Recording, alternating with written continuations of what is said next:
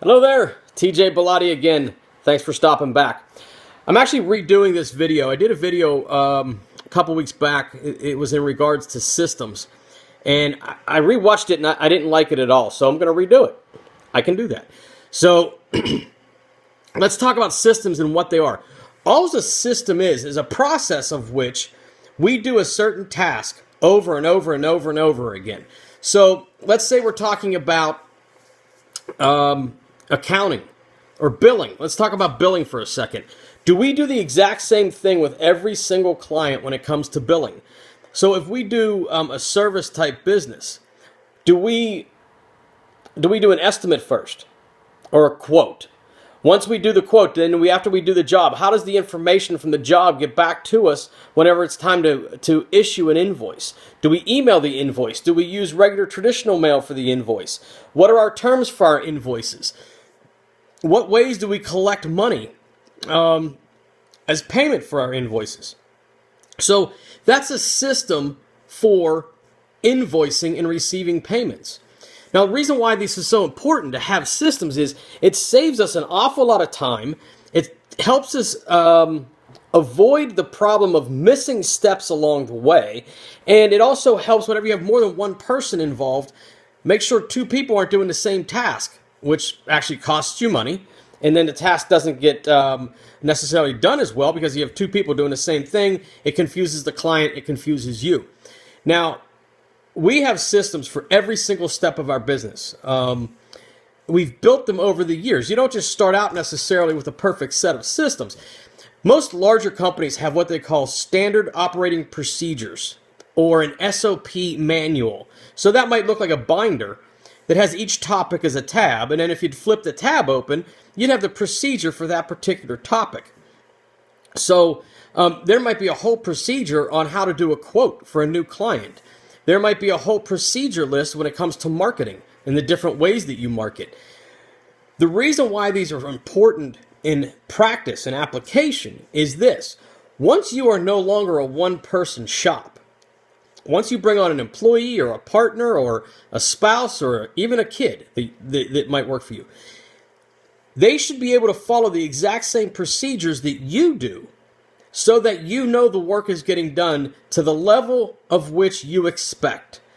That is one of the best reasons to have systems from the very beginning. The next time you might need systems, other than whenever you get your first employee or two, is whenever you have 8 or 9 employees. And now you're not even on the job anymore. You're out prospecting every day. You're out marketing. You're doing quotes and bids and all the other stuff that you should be doing while your employees are out actually doing the work that you do.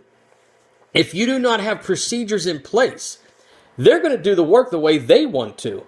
It's hard enough to get employees to do the work that you want them to do the way you want them to do it, even whenever you establish systems. But if you do not have systems and processes, they will decide for you how your work's going to get done. And believe me, the client's not going to be happy with that substitute.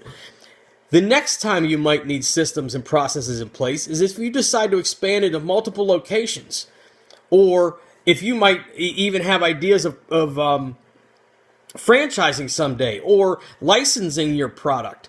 If you do not have systems in place, none of those different people, places, or groups will do things the way you have decided to do them.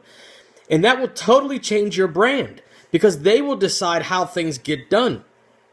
If you are a dry cleaner and you start a dry cleaning business, a laundry service, and you accept a client's clothes in a certain manner, and you tag them, you put them in a bag, whatever it is you do, so that you make sure that the clothes that your client dropped off to you are the same clothes that you launder and get back to the client. That's a very important step, because if those clothes get mixed up with somebody else's clothes, you're not going to have very happy clients.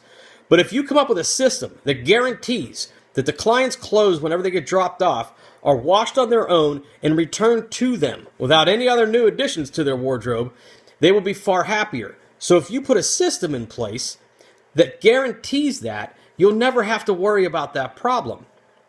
If you accept payment in a certain way from those clients, whenever you have an employee standing behind the counter, they'll know exactly what to tell that customer. You don't have to be there for that step. Whenever it comes to how to actually launder the clothes that were dropped off to you. If you're doing it yourself, you know your system. But if you have an employee there, or if you have 2 employees, or if you have 13 employees, that's all going to change if you do not have specific systems that you require the work to be done through. Now, let's say you decide to open a second location. Now you have somebody that might not even see you for a week at a time that is running that other store. They better have very strong processes and systems in place so that that second location runs as well as the first.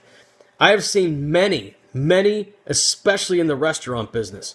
I've known a number of people that have opened up a very successful pizza shop or a sandwich shop, and everything goes great because they're always there.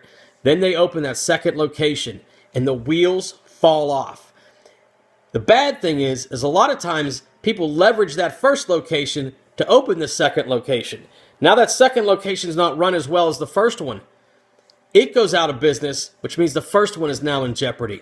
You have to have strong systems. If you want to grow, if you want to be more than a one-person shop, you have to have systems in place to the point where you literally write them down and build your own standard operating procedure manual.